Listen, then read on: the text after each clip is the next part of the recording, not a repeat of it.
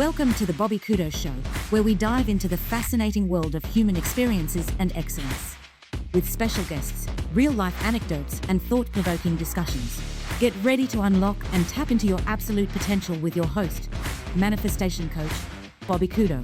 Ladies and gentlemen, welcome episode 99 of the Bobby Couto Show, coming to you from Studio B with my special guest, Fall River Councilman, Shawn Cadime. Welcome to the show, sir. Thank you, Bobby. My pleasure to have you here, my man. I'm excited that I'm number 99. We were just you talking. You are number 9. Off 99. I want to be 100, but yeah. You know. Well, you know what? I think things work out for a reason. You know what I mean? And I think I'm a true believer of that. You know, we just had Cliff on the show, and then we kind of set up and have you come on the show, and I just don't want to be that epic fail of your I know, 100th live up to episode, that, right? and then we're just staring at each other like I said, awkward silence. Yeah, you're a good-looking guy, though. I wouldn't mind staring at you for a while. You know what I mean? So you're a good looking. Dapper, Listen, I only watched, and I said this to you before. I only watched 2 episodes, and I'm number 99. So I apologize for that. But the hair, man, the hair's on point. Unlike Cliff Ponte. It just makes it harder to lose it, bro. You know what I mean? That's what I keep saying. It makes it harder to lose it, right? No. So who's your barber?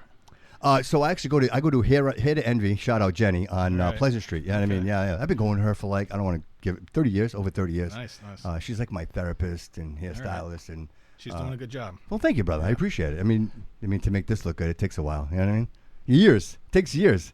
My man, so glad to have you here. Lifelong resident of the city. I was talking to Cliff. Again, I don't want to talk about Cliff too much because then his head will get too big. But at the end of the day, it's such a pleasure to have him in here, and I really respect his journey, right? And really where he started, and so young, right? And so young. And I say to myself, wow, it seems that this is like the catapult, right? Where if you decide at a young age that you want amazing things in your life, and I think sometimes we're exposed to the struggle in our lives, much like he was, and to say, you know what, I don't want to struggle like my parents, and you're much like him, man, lifelong resident, right? You went to Bishop Stang, right? I did, yeah. And then to Bryant University? Well, it was Bryant College at the time, but Bryant University now. So can you tell us a little bit about that? So obviously, being at Stang, you're at another level, right? I mean, obviously, you show up there and you're not schlep. You can't be schlep and go to that school. Well, but I guess before I go there, because I don't want everybody thinking I'm just holding a security. All right. Oh, yes. What do you got there? I got something for you. So I got a Funko Pop for you. So it's Ted Lasso. So I'm going to tell you right now, Ted Lasso is probably one of my favorite shows because obviously there's a lot of messaging behind it. A lot of leadership, management takeaways from there. You can have teamwork, personal growth, vulnerability. So when I was watching the show, I see the vibe, and I said, I see all the, the vibe in here is so. Dude, so you're in my amazing. Brain. This is my brain. If you look around the room, you're literally in my brain. So I bought that, and you kind of capture the essence of Ted Lasso in my mind. The two that I was seeing, especially with the energy. So I want you to have it. I'm going to be really upset if I don't see it. I appreciate you, brother. I know exactly where it's going to go. Episode 100. If it's not up here somewhere, I'm going to be upset. 100. I get the spot for it. I'll be back at 101. I do. I thank you so much. This is amazing, dude. I'll take it back. So to all the future guests of the show, just take note, all right? There you go. Check that out. Feel free to this take is amazing, it out, bro. Thank you. Feel free to take it out of the box. box. That can happen. I'm sure it's probably going to be worth $1 million. Yeah, it'll never come out of this box, bro. Right. That's just my OCD, man. Thank you so much, bro. I really appreciate it. And again, making the time to come in today, man. I know that you have a lot going on. Being on the city council, and especially now, there is just so much movement.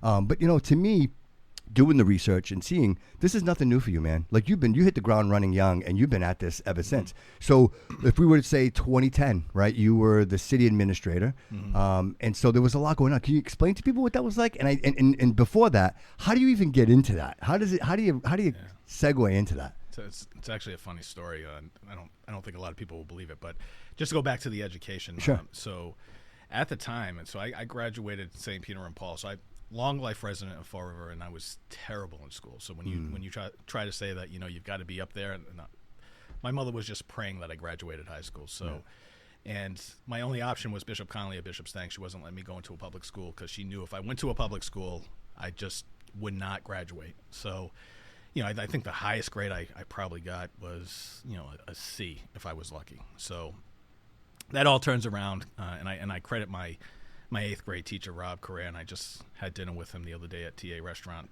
for a fundraiser, and we were just talking and doing a lot of, going down memory lane and things like that. So I give a lot of the credit for the turnaround to him, and then obviously my mother, who obviously pushed me for an education. Well, obviously she's the captain of the ship, but we can see that. We can see that.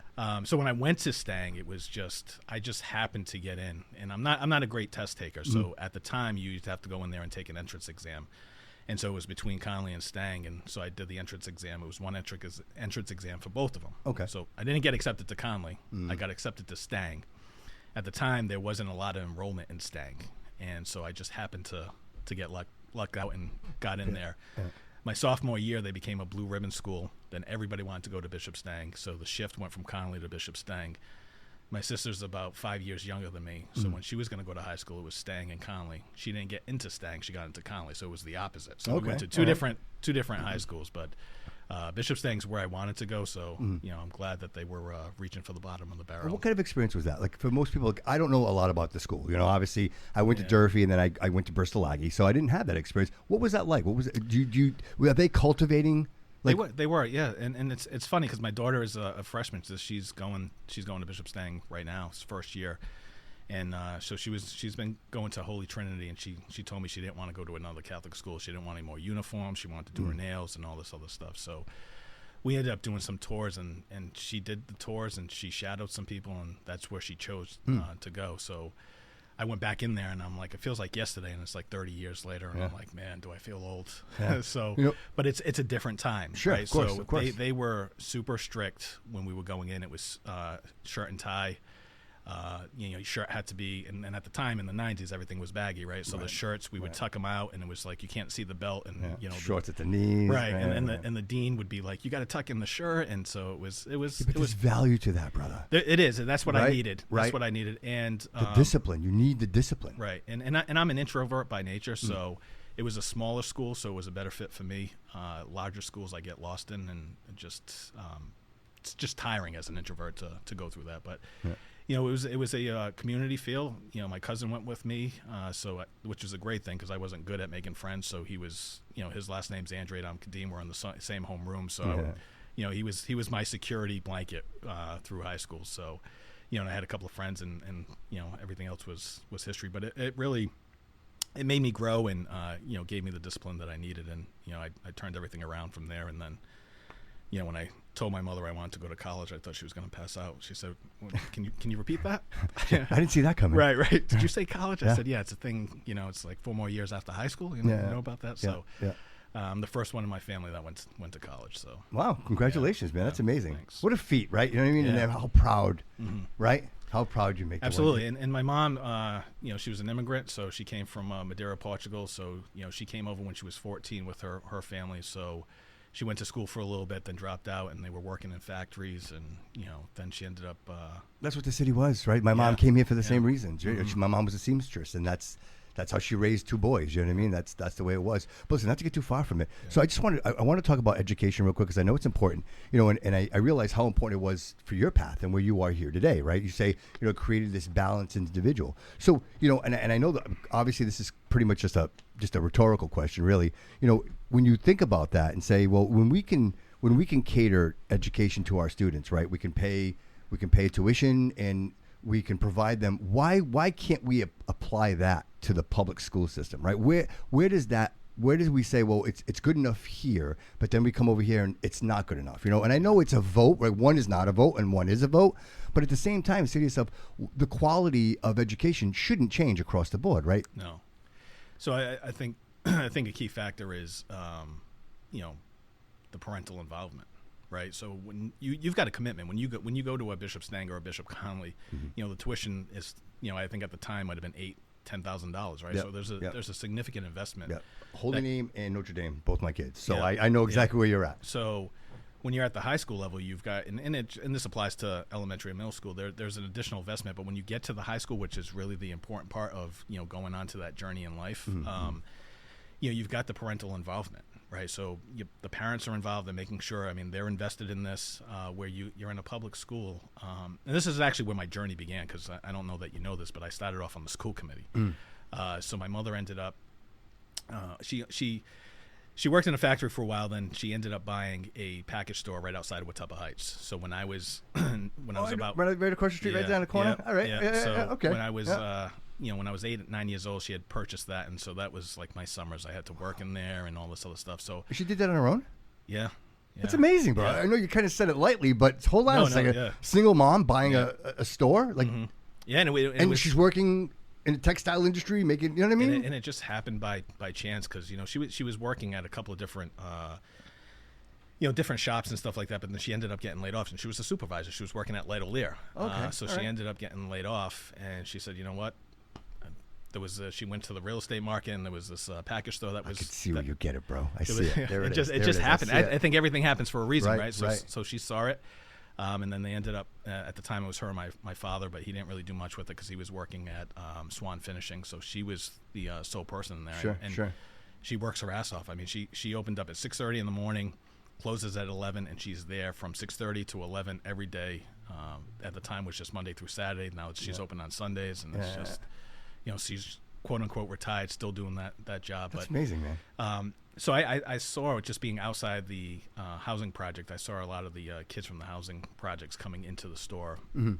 And so when I was making that transition, and I really when it finally clicked on to me for that education was important, I started seeing these kids come in, and you could see some of them come in, and you're like, all right, they're going to be in jail by the time they're 21, or they're going to be dead because they're running around the wrong crowd. It's the mindset, and it's the mindset, right? Yeah, and then you would see some that would come in, and you're like, wow, they've got a lot of potential, but they've got no guidance, right? So that started getting the gears to turn, and you know, there was some conversations about, you know, how do we fix this problem, and we had, you know, I remember this one situation there. I think the child was like maybe 10 or 11 years old, and, you know, put a quarter and a dime on the counter and said, how much do I have? And it's like, what do you mean, how much do you have? It's only a quarter and a dime, right?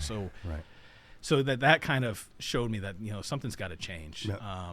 And so you said that's what ignited that fire for you. A little bit. It was there, and then I don't know if you know who Wayne Rigo is, but Wayne Rigo was on the school committee. He's my father's cousin, so cousin once removed, second cousin. I don't know how that all. Yeah. I got you. So I had just graduated college, and I'm still living at my mom's house, and I'm playing PlayStation, and he just randomly walks into my room. He goes, "What are you doing?" I was playing PlayStation. He goes, "Are you kidding me?" He goes, "You just graduated college and you're playing PlayStation?" I said, "Well, I'm 22. I said, "What would you like me to do?" He's like, "Come on, let's go. We're going to go talk. You're running for school committee." And I was like, "What?" So he gets me. I love that. He gets I me. gotta find me new uncles. Yeah, well, he gets me on this car ride, and he's trying to convince me to run for school committee. And I'm like, that's not happening. And so he's like, no, you're going to do it. He goes, "I'll help you." So in true Wayne fashion, you know, he finally convinces me. I talk to my mom, I talk to my cousins, and they're like, yeah, well, let's do it. And I'm like, wait, like I'm an introvert. I don't like people. I don't like going out. I don't like, it's not my This is scene. the opposite of that. Right. I'm socially awkward. Yeah, so this is like, it's a real struggle for me. Right. Yeah. So I decided, you know. It's funny you say that because I don't see that. But go ahead. I'm sorry. No. It's true. I appreciate you sharing that because sometimes it takes a lot to admit that. You know what I mean? But I don't see that. But go ahead. I say it all the time. Nobody believes me, but Yeah. it's God's honest truth. Yeah. I am socially awkward, and that's why a lot of people say that I'm either standoffish or arrogant or conceited. It's just, well, maybe they should get to know you, and then they could make. I just like to be in the corner because that's just me. So anyway, so then I decided, all right, I'm going to pull the trigger. I'm going to run, and it comes back to that story where I see all these kids, and I was like, all right, it starts here. This is where it's at because. Yep. Because I could have easily have been one of those kids had I not had my mother pushing me, right, and I didn't have a right teacher to kind of get my attention and say, hey, listen, you guys got to turn these things around. There's a lot to life, and education is an important part.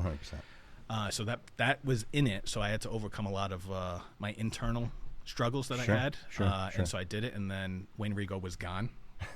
nowhere to be found. I'd sit down with him every once in a while, and we just talk about topics. But he didn't help me campaign, and that was in I want to say 2004. God, my memory's terrible. 2004 was the first time I ran for school committee, and I had the most signs. I had more signs than Ed Lambert, and that was the thing. And I thought I was going to win, and I came in second to last place. The only. Wow. Yeah, the only person I beat out was Will Flanagan. So let me ask you a question. What do you think you did wrong? I don't think I did anything wrong. I think it was just timing, right? Listen, I got to be honest. Looking back at it, I wouldn't have voted for myself. So we all have different perceptions. And back then, politics was completely different, right? I mean, this is politics. There were like 14 people running for school committee. There had to be over 20 people running for city council. Oh, wow. It was a heated mayor's race, so there was a lot, and you'd have to run 2 or 3 times before you even When you have to beat the incumbent, it's always hardest to beat the incumbent. You know what I mean? It is. Wow. So it was a different time, and you know, you think you get all these signs, you see your name out there, and you're like, oh yeah, I'm going to do this, and then election day comes, and it's like, it's a reality check. It was a gut punch. I only lost 2 elections, and both of those elections were the. So this is your tough. this is your first one. So you lose your first one. How do you not lose your motivation to do this again? I did. I took a shower that night, and I was like, man, I'm a loser. I don't know where I'm going. I'm a loser. Like, everybody knows it. Yeah, right. And I'm like, what the heck? How do I get out of here, right? And you go through. I don't know if I describe it as a depression, but you question, you know, like what you're doing and you know, where you're going. Yeah, what's my purpose? Where's this all going? Right. So then I went back to work, and it was just like, all right, then it's just the same old routine. But I was saying to myself, it's like, I'm never going to do that again, because it's just I never want to have that feeling again, right? Because it's like when you put that time and commitment into doing something, and there was a lot. Like, and again, campaigning, as I said before, was completely different. It's door to door. It's going to high rises. It's putting up signs. It's trying to meet people. It's going to functions. Everybody's having a function, right? Right. And so again, being an introvert, to go into, you know, a TA restaurant, which might not be that bad because it's a smaller setting, or if you go into a McGovern's and you've got 100 people in there, and it's like, you're an introvert and you got to go to a table that you don't know people, and you go, hey, my name's Shawn Cadime. I'm 24 years old. I'm a little geeky. I know nothing about education. Please vote for me. And they're all laughing at you because you don't have any connection whatsoever. Right. It's a challenge, right? And but you keep going through it. But you make the impression, right? Like, hey, this is me. This is my name. You know what I mean? And you might not see me tomorrow, but maybe next year you'll see me again, right? It's just you're planting that seed. And then being young, it's you don't realize. It's like everything in politics. They'll tell you to the face that they're going to vote for you a million times, and then you get a voter list, and you're like, oh, here are all my friends that said that they were going to go vote for me, and they didn't even go out to vote. So and then when they see you, they're telling you, hey, I voted for you. I got the list, right? So please don't tell me you voted for me when I got the list and I know you didn't even get out. Right. So, but I think, to be fair, I think when you think of old school politics, there was an establishment, right? Yeah. Like, you had to be drinking the brandy and smoking a cigar, sitting in a smoky room, and those were the people that were making decisions. Yeah. I think things have shifted now. I think there's a younger age. I think there's a new mindset. I think realizing that, we're on the cusp of AI, and realizing that our intelligence is limitless, right? Mm-hmm. So at what point do you realize, hey, look, somebody who's 80 years old probably shouldn't be making decisions, right? We need younger minds that are tapped into the technology, because frankly, I believe it was the UN, they just announced, I forget what country it is, that they actually going to have a UN AI agent, like someone that's going to. It's crazy, right? It's insane. Yeah. But that's the reality of it, though. Right. That's real. That maybe they're testing it over there, but whatever the case is, it's coming. And so I think having people that are in positions of leadership should be aware of how this all works. Yeah. You know what I mean? Especially how to use a cell phone. Yeah. Personally, I've got strong feelings on whether or not somebody 80 should be running for office. There are people who are 20, 30, and 40, and 50 that shouldn't be running for office. Amen. I also think that we should eliminate the parties. I think that's the biggest problem. Besides social media, which has killed the world, I think the party system is broken, and I think people are just so focused on what the label is as opposed to voting on what's really important. I think we lose focus on the real issues.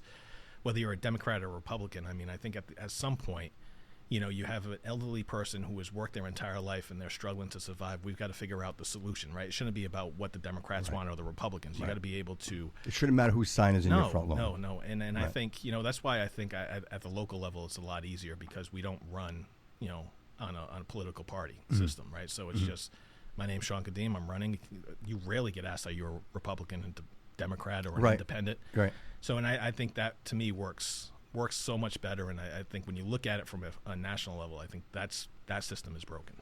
From my standpoint, that's just my opinion. We say broken, but I think for its purposes, it's working exactly as planned. I think they've designed it this way to the red and blue, and it's no longer an equilibrium of ideas. It's now an extremism of ideas in either direction, right? If I'm a liberal, right? If I'm a Democrat, oh, you're crazy. If I'm a Republican, then I'm a fascist, right? There's no, hey, how about the guy that just is in the seek of common sense, right? How about I'm in the pursuit of finding people that are like-minded like me, who want to raise strong children, because we know that this is the future. These children are our future. And when we decide to to shift all of our resources into things that don't serve us, right? Like, so into these, and again, I don't want to get too convoluted, but like with these wars, right? We're funding wars. Take some of this money and invest it in our children. Yeah. Like, if, again, China, if you look at China and you look at what these kids are doing, it blows your mind, and we don't see it because we're not looking, right? But if you look, these children are performing at levels that are superhuman. 3-year-olds that are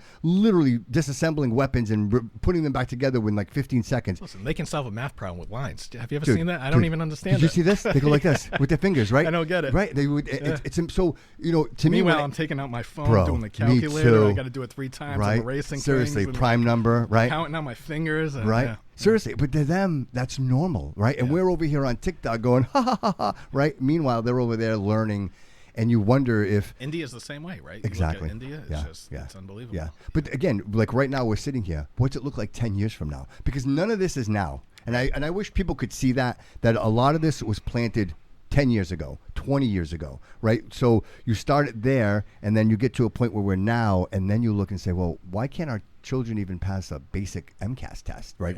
An SAT, right? They don't know what a quarter and a dime equals. You know what I mean? So whose fault is that, right? And I hate to point blame, but I say when you lose sight of the ball, bro, anybody's going to pick it up. And the change is so drastic, right? That it's just my kids last year came up to me. She goes, you know, my son and my daughter, I'm driving them to school.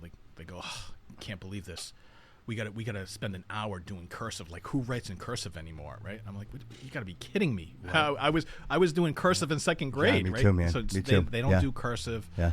You know, the phones have changed on how we communicate, and you know, the grammar, and you know, now with God only knows what's going to happen with, you know, Chat GPT and all the AI, and right. Are we even going to be able to think for ourselves, right? Because everything is just put it in there. It generates everything for us. It's thinking for us, and it's, you know, we got people, and you know, even at work, it's, you know, I keep telling people, use ChatGPT as a resource, but you got to understand that it's only as good as what you put in, and what comes out, you have to verify it and check it, fact check it, right? Like it's got to be a product. Like, I don't want you putting in something from ChatGPT and just giving it to me, because I could have did that 2 minutes ago, right? So like, but we need to understand and recognize that it's a tool. It's part of evolving, and we just got to make sure we're using it for the right purposes. And but I struggle with where we're going to go from an educational standpoint, where we're going to go with as a society of what that looks like. So. Sure. Well, because I think when you look at that information, I would say it's like the McDonald's of information, right? You can have some of it. It's okay once in a while, but when all you eat is McDonald's, when all you consume is ChatGPT, I think you literally prevent the neurons from firing in your brain, right? You're no longer learning, because every day the brain is firing, the brain is learning, right? But then if I can just type it in, it's funny because I've been working at my place of employment for a really long time. I love being there. It's an amazing corporation. I love it. But the funny thing is I've been seeing emails from people for over 10 years, right? Right? And you know where I'm going with this, right? I do. Right? So I go from somebody who can't put a sentence together, right, to like they're writing 4 paragraphs, right? And I'm like, look, do you have to overdo it? You know what I mean, right? I laugh because I was talking to my assistant town administrator. I said, could you just do me a favor and just, you know, when you start to see some of these department heads, just remind them that, again, ChatGPT is a tool, but you've got to change it, right? Like, so where you put in something, you know, I got an email and it said, insert person's name. I'm like, like, come on, you got to, all right, like, can you at least proof this? Right, seriously. Just do me a favor and just proof it, please. Yeah.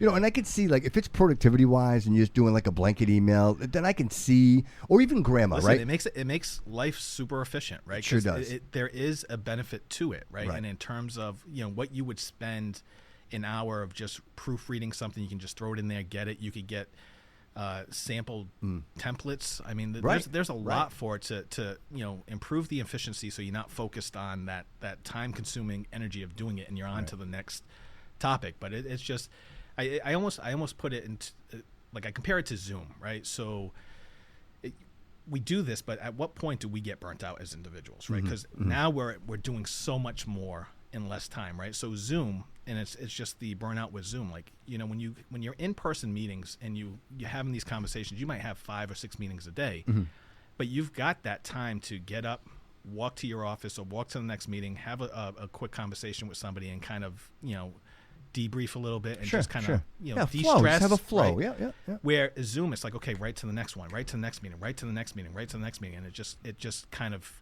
creates that burnout of factor, right? And so you start to see people that are starting to leave, those types of industries where there's one meeting after another. So there's a significant impact. And so I'm just curious to see how that kind of plays in with all this, AI stuff where you're creating more efficiencies and there's just more work that's being piled on, right? That we're not typically used to doing, right? So right, and to compile all that data, and you right. wonder like, where is it going to be efficient? Where does right. this work for me? You know what I mean? Because you can get lost in that stuff. Oh, yeah. You literally can get lost in all of it. So just real quick, I just want to get back to what we're talking about. So you were school committee, mm-hmm. and then so how long were you doing that? So I ran the second time. I got elected. So again, I like to throw out that I beat Will Flanagan just because. Yeah, because that came up a lot. You guys came up together a lot. Like as I was doing my research, and then 2010, and then you were. He was crazy enough to hire me. Yeah. But you were there. You were there for a minute, right? You were. I was. Yeah. So in 2006, I ran the second time. I ended up getting elected. So I came in 6th place. I just made it to the bottom, just enough to get in over that hump, and then I was there from 2006 to 2010. Then I became city administrator. Okay. So. Will had won the election, and then Adam Chapdelaine, who was the city administrator, was taking a job somewhere else, and the job was opening, and I just kind of fell into that a little bit. Mm-hmm. This was something that you were interested in? You're like, no, not at okay, all. All right. Not at all. Because it's a numbers thing, right? It's everybody thinks it's a numbers thing. It's not. It's really just running the day-to-day operation of the city. It was really? Like completely, yeah. So what's that like? I mean, day to day, like crazy. The public works department, water department, like all everything. Police chief, fire chief, all the departments report up. So you're essentially the mayor, for the most part, it's a strong mayor, right? So they're in charge. Is great, dude. I didn't know this. This is great to know. So typically the mayors don't do the day to day. Okay. Right? They'll take the meetings. They'll talk about economic development. So they're very top level, but they're not sitting with department heads and saying, okay, you got to put the budget together and stuff like that. So. I was overseeing the finance department. I was overseeing all the departments that we have in the city reporting up at the age of 29, which is why I say Will was crazy, because he was 29 as well, and for whatever reason he thought I'd be a good city administrator with zero experience and zero knowledge on what it took to be a city administrator. Well, he was right. Listen, we all get lucky every once in a while, right? He was right. It's like going to the roulette table. Like you either get red or black. I mean, it's a 50-50, right? Right. It's a coin toss at that point. Right. So it worked out well. Yeah, it did. But it was a challenge, and it's more than numbers. It comes back to Ted Lasso, and I think people lose sight of this, and which is what this show is all about. It's about people, right? And 100%. So when we start looking at talking about the city, everybody talks about the taxes and the services, but what we fail to realize is that it's an actual organization, and there are people here. And the other piece that we don't really ever discuss is hiring the right people to fill the positions that are needed, because we can pay a lot of money for different positions, but if you don't put the right person in there, you lose efficiency, you get wasteful spending. And we've seen time to time again, especially under the last couple of administrations, where they're afraid to fire people who are not performing.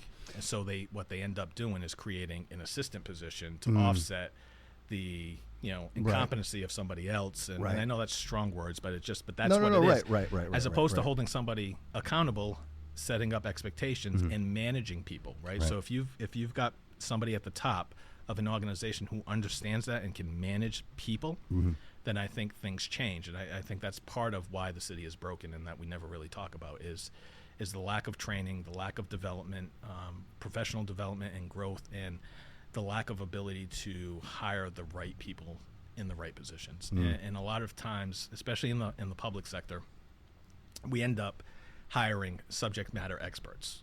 So somebody who understands assessing, somebody who understands the treasurer's role, somebody who understands being a police chief.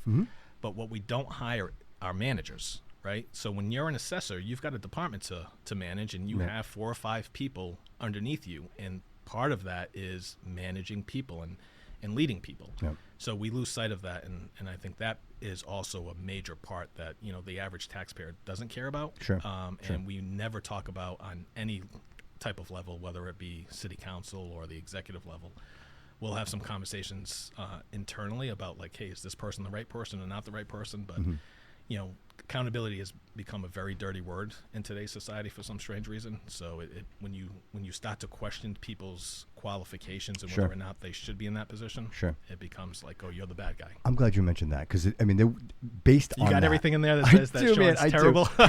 Right. So Right. so based on that idea, you know, I would say this, and I'll say it openly. Like I think nepotism could be a big part of that, right? So Yeah. you know, the mayor comes in. And this happens to all mayors, right? Like, hey, you helped me, you got me here. You know, I want to help you. You help me, and then to that point, sometimes people might end up in certain positions where they don't belong. Right. With that said, I think in certain circumstances, fine, that's okay. You know, things happen. But I think when it becomes a situation where there's legality, right? So in this case, the superintendent, right? So we had that big situation with, like, you've been through a lot, bro. Like I went through this. I'm like, wow, this guy, none of this has been easy for you. None of this at all. And I deleted a lot of my Facebook stuff too. So. Really? So yeah. So well, with with Matthew Mueller, like that whole situation that took place, you were an advocate, and I just want people to know that you went outside of your role.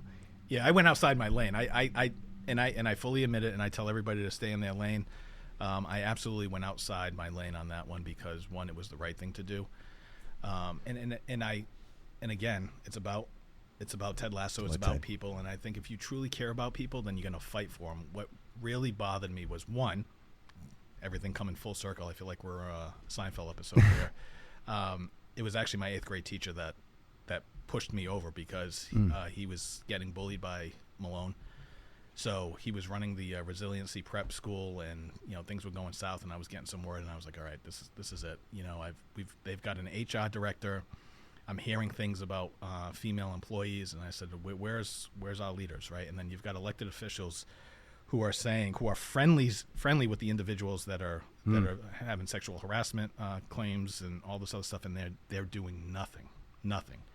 Right, they're taking the easy road, and there's a ton of conflict of interest in my mind, and at that point, it's like, okay, so when do we stand up and actually fight for what's right? Right, because if it was if it was anybody that we loved personally, we would be blowing this up. Sure, right, and so. Sure. Especially when it's medical, right? Somebody has a medical emergency, right? They go through this catastrophic situation in their life, and then you know they're looking for some type of normalcy in their life, and then people are making comments that are just derogatory and like. And I say to myself, it's that, and then sexual too, yes, right? So, yes, so to me, 100%. But it's all of it, bro. Right. It's all of it. It's all of it combined. It's like, in other words, what are you doing there? And they knew it, right? And what are you doing there? And that's what bothered me is that at the time, there were members on the school committee who knew it, and statements were made. Don't be alone with this individual. Okay, so that's crazy. So that's insane, what you're bro. going to say. That's crazy. That's right? crazy. And then HR is not going to do investigations like that. That's the responsibility. So, from my standpoint, I felt like I had to take a stand, and it was. I mean, Coogan had to recuse himself. He did. He had to, but he could have stood up. You know, I think that's one of his flaws. Like he did not show leadership at that stage, and there was a lot of them that didn't show that type of leadership, and so.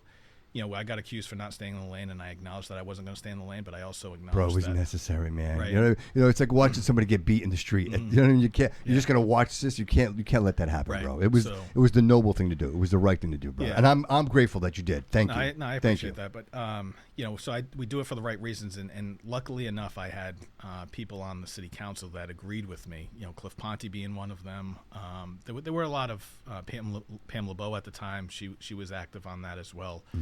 And then more and more people started falling in line and saying, okay, we've got to take a stance as a city council, right? Even though we're a legislative body and have zero authority over what's going on, and we just kept on pushing it. And yeah, but once you know, you know. Yeah. Right? Like once you know. Yeah, and so I've been bullied when I was a kid, so I'm not looking to be a bully, but this one was the only way to win this one is to bully. I think they actually accused of being a bully. I've been accused of being a bully because I said something wasn't passion true. bully. That's very close. It's a very fine line, bro. You know, I guess the definitions it differs between. It depends who you're talking to. Yeah.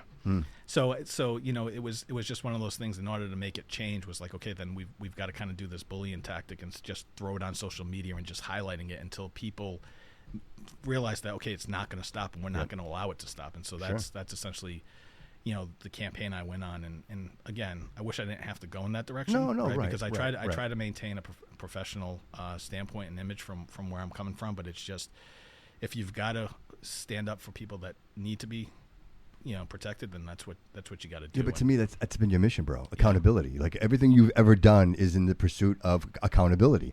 Right. Like how does this, the DCM, like how does this all work out? Can we talk a little bit about that? The DCM? About whatever you want. I would really like to talk about that because, obviously if people don't know, that's the Department of Community Maintenance, right? Mm-hmm. So they manage pretty much, well, I just want to be careful when I say this because everybody's listening.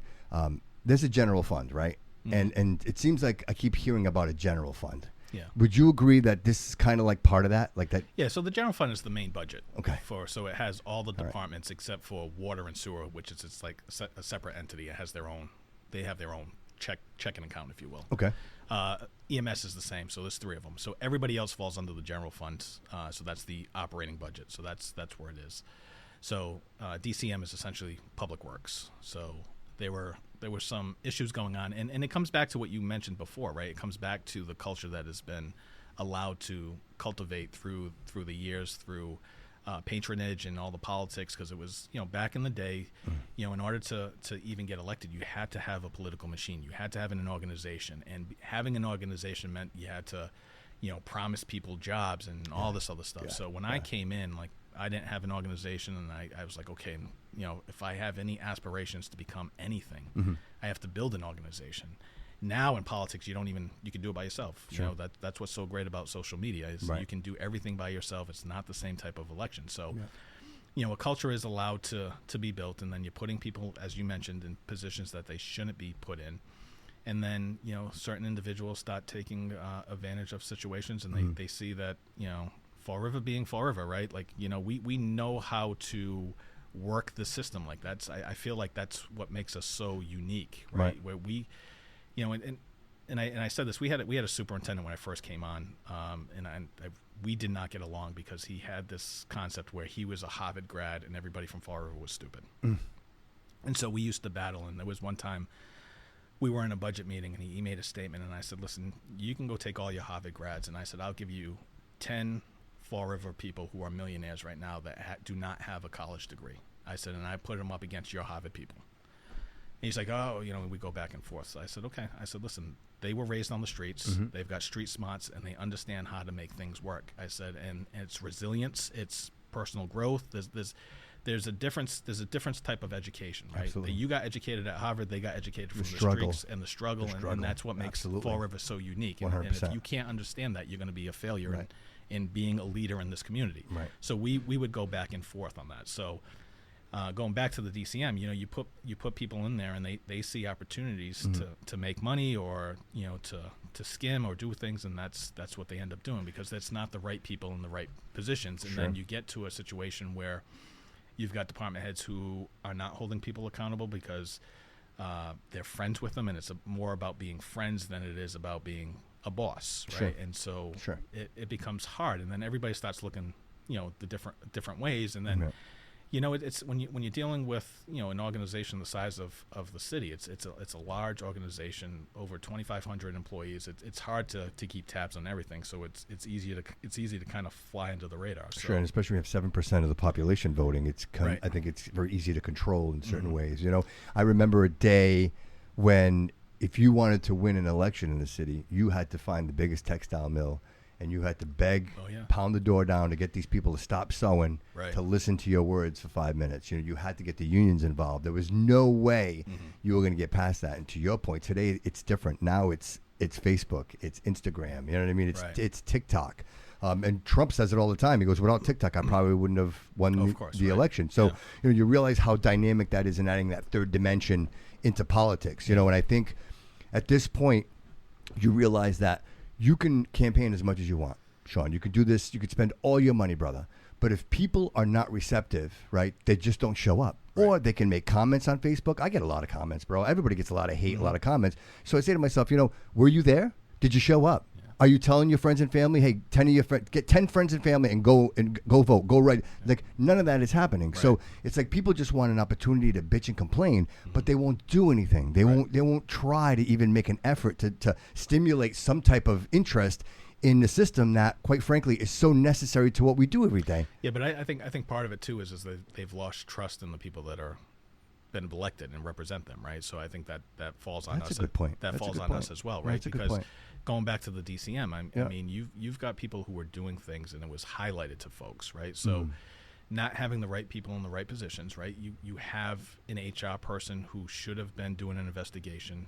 The recommendation should have been an outside investigator coming in, doing a thorough investigation, presenting the facts to Corporation Council, the mayor, and then making a determination, right? There's a lot of legality and human resources that go into this, and nobody has been trained on that, right? So I don't fault the people that are there, because again, like I said, we just hire people to be subject matter experts, and we don't give them a training, especially in the public sector. There is zero training. When Will hired me to be the city administrator, I went in there, I signed the contract. He said, by the way, you go park over there. Your office is there. Have a good day. And, I walked in the office, I sat down, and I'm like, okay. Oh, here it is. What do I do now? Wow. And so there's no training, right? There's nobody right. telling you what you're supposed to be doing. Yeah. And it's May, and the budget's due to the city council in June, and they haven't started it. And I'm like, oh, okay, so I guess you get thrown to the fire. Right. So now you got to build a team, right? Like you try to say, Yeah. well, let me get some people together, So, right? so when you start dealing with this and you recognize it comes back down to what we're talking about. It comes back down to people, right? And so, to your point, it is frustrating when people don't get involved, but I think part of it is our fault, because they've lost faith and trust. So now, from my standpoint, what I see, especially coming out of politics now, and the candidates that we have, and what I'm hearing, because I'm on the other side and I understand government, I understand what's needed. I'm almost disenfranchised. I have no hope, because, I feel like we're at a point now, and I was just telling this to somebody, and actually I was in the mayor's office and I had a conversation with him. It was right after the primary, and I said, you know what the problem is that we have no options in my mind, right? Like there's for me, there's no good candidate who understands government, right? I mean, we've got candidates, but nobody understands how to run a municipal government. And from my standpoint, I think we need to change the form of government. I think we need a city manager, a professional manager, to come in and professionalize government and how it's run. That's just my take. Standards, right? Standards. Yeah, standards, yeah. and it's expectations and holding people accountable. And I think once you do that, that's when the city changes. That's when it comes easier. That's when I think people are going to feel more faith in what's being presented, the services that are being provided. So that's So just. how can I hold you accountable if you don't have a job description, right? If you don't know what your job is, right? But the problem is half the people in there don't even know what those Right, positions exactly, do. right, So right, that's right. that's where I struggle, and I feel like we've come to a point now, and this is no slight on any of the candidates, but what I'm hearing as I'm sitting there is like, okay, so the analogy I give is that we've been in a drought for 2 years, right? So I've got a candidate coming out and says, you know what?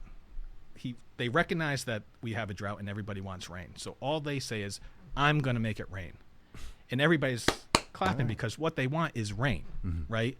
And I'm sitting back and I'm saying to myself, I said, okay, but you can't make it rain, right? Because I know what the process is. You can't make it rain. That's not possible. Right. You can keep telling people that, and people want to latch onto that because that's what they Hope. want, It's the and that's hope. what they want to Yeah, believe. yep.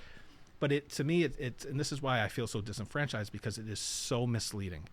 It is misleading to the average person, to the taxpayer, who, when we start saying we're going to cut taxes, it's not going to happen. Right. Trust me when I tell you. I don't care who the candidate is. They are not going to cut taxes. Trust me when I tell you. If you want the services that are provided, you're going to have to. That you need taxes. Our revenues are not keeping up with our expenses. And I said this to the mayor. Fall River, and I said this the other night at the city council. Fall River is probably one of the best, municipalities in the Commonwealth that does provide services for the least amount of money, right? So everybody here is complaining, and rightfully so. Cost of living is through the roof. Inflation is through the roof. You can't go to a supermarket and get a bag full of grocery for less than like $300. If I go there with $100, I'm walking out with 2 items. Energy's up 17%. I don't even need a bag, They right? just So announced energy's up 17%. So rent's through the roof. Yep. It's not affordable, and I completely understand that. But I tell people, where else are you going to go? If it's not Fall River, where are you going to go? right? Because from our standpoint, we are the lowest. Like, and I don't have the numbers in front of me, but we are one of the lowest, right? If I was in Boston and I was complaining, I could say, okay, I'm going to go to Fall River, I'm going to go to New Bedford, I'm going to go to Taunton, right? But if I'm living in Fall River, where can I go and pay less in rents and taxes and all that other stuff? That's not to say that we don't have a responsibility to make sure that we're trying to lower it, but to sit here and say that we're not going to raise taxes and we're going to lower this and we're going to lower that, and you're still going to get clean water and you're going to get enough police, and the budget there's so much waste in the budget. I don't know where all this money is, and it's just not accurate. And for me, again, as I sit there and I understand the day-to-day operations, it's super frustrating to me. Do you think a forensic audit would be? No, that's just a catchphrase. Let's make it rain. Okay. Right. It truly is. We have independent audits every year, so we have auditors. We're required to have a financial audit nobody every nobody year. Knows this. This is why. Year. Yeah, this is great. This is so great that you're saying and this. I'll tell you, I know that because the first 2 months I had the Department of Revenue calling us and telling me that Bob Correa had committed to getting, because the city was behind on 6 years of audits. Okay, and they weren't going to certify a tax rate, which means we could not send out any tax bills. And so we were in 2010. We were in a situation where if you did work for the city and you submitted an invoice, you would be lucky if you got paid 9 months later, because we did not have the cash. Wow. Okay. Wow. So now the Department of Revenue is saying, and nobody wants to work for us, right? Nobody wants to do any work for us. So now the Department of Revenue is saying, we're not going to certify your tax rate, so don't even send out any tax bills until you get your audits completed. And Bob Correa said he would be able to do that in 3 months. And I'm like, okay. Did he call you? No. So now I'm in. So Will Flanagan's mayor now, right? And so he committed that was going to be done in August. And I'm here in May, and I get the call, and I'm like, how can I possibly get 6 years of audits done by August? I said, it's not even possible, because I don't care. That was the commitment, and that's what we're going to hold you to. And so now I got people in Boston telling me that this is what I've got. I got to go to the mayor and tell him, we've got some serious problems. Like, wow. Can I rip up my contract? I want to go back to General seriously. Dynamics. They had their shit together. Wow. So. So when people start saying it, there are audits. There are financial and single audits. But you wouldn't know. The way people talk, the way people talk, you wouldn't know that there's audits. Everybody, where's the money? Where's the money? ARPA. Because that's easy to say, right? So when you're at a debate stage, you don't know where the money is. Right, let's make it rain. I'm going to make it rain. No, you're not going to make it rain. I appreciate this conversation, man. Right? Because you can ask for the audits, and I can guarantee you, all the candidates are going to open up the audit, and they're not even going to know what the audit says, because it's a very technical document, right? So you're going to need somebody to be able to, with a finance background, explain what's going on. Right. So in the forensic audit is criminal, right? So they keep throwing forensic out there. So forensic means that you're looking for a criminal activity, right? So you would have to define what it is that you think is happening. So are we laundering money? Are we spending it, misappropriating it? Are we suspicious? Right. Am I putting money in my pocket? And it's like that's not happening. We had candidates running on that platform. No, I know. That's why I told you when I sit back, I see that it's where I'm disenfranchised. Like, that's why I'm saying that we need to change our form of government. We need a city manager, and if we want a mayor to be the president of the city council and let them be the legislative body, so they'll deal with the appropriation. But the running of day-to-day operations should not be political. We should try to remove the politics out of it. And 100%. And I know we can't do it because we're in the political realm. But we can eliminate it. We can limit it. And there are a number of communities, cities that are city manager type form of government. And this is where you kind of made your point. Like, you don't want it to be red or blue. Like, you want this, like, let's work together. Like, there's a common goal here. Don't say no just to say no, right? Just give me a reason why. I totally get it. And it's like TIFs. I just posted something on social media. I was so tired of hearing TIFs and people don't pay taxes when you get TIFs. I was like, learn first. Catchphrases, bro. Yeah, just first educate yourself on what a TIF is, and then let's talk about it. And then if you want to debate whether or not using a TIF is a good tool for economic development, right? Let's have that debate. Or let's debate, do you believe that there should be private-public partnerships? Or should it just should the public just stay out of it and say, the developers, you got to deal with all of it, right? So those are the types of debates that we should be having. Shouldn't be, where's the money? You're giving TIFs, nobody's paying taxes, and it's like 79, nobody's going to pay taxes on that new development in 79, and I'm like, where are we going with this? I don't even understand how you can formulate that type of logic. So you mean to tell me if a developer comes in, builds a building, and we have apartments, and they get ties, there's no TIFs? I mean, there's no taxes at all forever? Or if they come in and it's a developer, but he's not paying taxes. Like, how is he not paying taxes? If you own a 3-family, right, the property owner of a 3-family pays taxes. Of course. Right. Of course. So the tenants may not pay taxes. No, but the property it's owner. all included in there, right? Right. Yeah. Right, so, right. and then if you want to say we don't pay taxes, 50% of our revenue comes from state aid. Right, so everybody pays. If you are paying income taxes, you are paying taxes, and you are supporting the city of Fall River, because 50% of our our revenue comes from the state of Massachusetts. So if we were to say, let's bring more commerce here, right? Let's bring more business. Let's bring more Juggernaut, more Amazons, right? I know everybody, when I say Amazon, everybody's like, well, Amazon's okay, but not so good. Well, I think if you manage those contracts appropriately, right? You don't make promises you can't keep. And, if we're going to build a building that size, like for Amazon, you got to give me more than 10 years. Like, sorry, you know what I mean? You're taking way too much footprint here to just give me 10 years. Yeah. You need more, and there has to be some give back. I say to myself, and stop me if I'm out of line here, but I see Amazon, I say to myself, well, don't they have Whole Foods, right?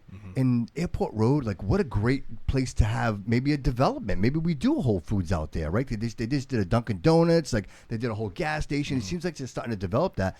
Why couldn't we bring places like that in here? Trader Joe's. Where's the camera? Whole Foods coming to Seekonk. Right, 2026. Where's South Park, right? South Park, when they do the Whole Foods, right? Yeah. But I'm saying, like, why not come here? Like, this is... we need some diversification, but right? there's Trader Joe's. Trader Joe's. So, but there is something to be said about there's a need for additional rental units to come in, and as people are coming into the city, we can't ignore the fact that by bringing these people in, they're going to spend their money here. Sure. Right, 100%. so our restaurants, and yes, they're going to go to Providence, but the hope is when you bring it and you increase your tax base, stay. Right, that's the only way we're going to minimize and be able to ease the burden. Right, is to increase our tax base. So that means bringing more people in, more properties within reason, obviously, and then businesses, right? And the more we can do that, and then obviously the more businesses we're able to bring in, it's a different tax rate for businesses. They pay more. That helps to shift the burden from residential to the business. So that's the way. Those are the conversations that we should be having. It's not about they're not paying taxes. It's well, there's money being missing. And the long-term planning matters, right? So if you're building it today, you're not going to have to knock it down 5 years from now. And I think we do a lot of that. I think we build it and then we knock it down and we build it again. You hit the nail on the head. That's what I've been saying. There's been zero strategic planning, right? That's the most basic thing is that we need somebody to come in and have that long-term vision and stick to it, right? Yes. So we've got to be able to say, this is where we're going to be in 10 to 15 years. How do we get there? Right. And then get the buy-in of the legislative body, which is the city council, work with whoever you need to work with, your state, federal delegation, and then work that way. And I think once we get that vision, looking out, it's like anything else. Like running an election, typically what you do is you look at election day and work your way backwards, right? And so that's what we had to do back in the day, because when you advertise, you had to advertise at the Herald News, you had to advertise in WSAR. So if you weren't, planning backwards, by the time you got there, everybody took the spots. So you didn't have good spots in the Herald News, you didn't have good spots on WSAR, right? So things have changed. So you typically start, okay, this is where we want to be, and let's work our way backwards and figure out how we get there, and then just stick to the plan. Yeah. And plans are living documents, this is all right? Experience, right? This is you. This is your experience, right? You've gone through these things to be like, oh, I recognize this is what I did wrong, and this is where I have to pivot to win this thing. And here you are, right? That's where I was going. Is we just got to recognize that there are times and moments that we need to pivot, right? We can't be stubborn and steadfast and say, okay, this is the way we're going to go. And we've got to recognize, like, if COVID taught us nothing, it taught us how to pivot, right? We needed to pivot. We needed to change the way we operated.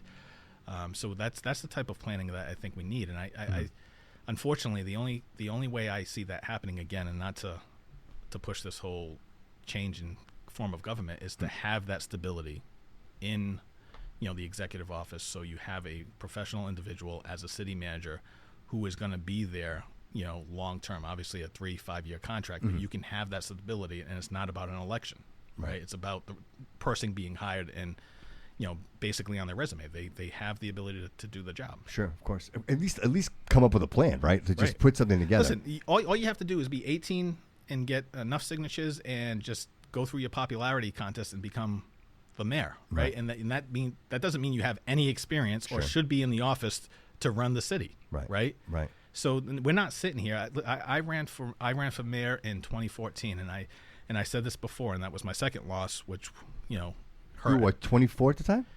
No, 34. Oh, 34. I had to Okay. do- All I right. had to Yeah, do I the did the math. math. Yeah, all right. There was 10 years in there, right? Chinese 2010. math, I would have had that 10 minutes earlier. All right, but, 34. All right. 34, yeah. Yeah. So, and I was so frustrated because I kept saying to myself, I said, if it wasn't a popularity contest and we took everybody's resume, right? It was Will Flanagan, it was Sam Sutter, there was a number of city councilors and myself, and I said, and if we blacked out the names and put our resumes on the table, 10 out of 10 people would have taken my resume and said that this is the only person that is really qualified to run the city. And unfortunately, that's not the way elections work, right? And it's not. And I'm not trying to be conceited about the situation, but it's legitimate. Facts, I mean, yes. Okay, so Sam Sutter comes in, he wins. He's the district attorney, and his claim to fame was, well, I've got a budget and it's all salaries, and I've got this many people working for me. It's okay, but the state gives you the money. You don't have to worry about a balanced budget. You just got to make sure that you're not, going in the deficit and hiring too many people. That's not very difficult, right? I mean.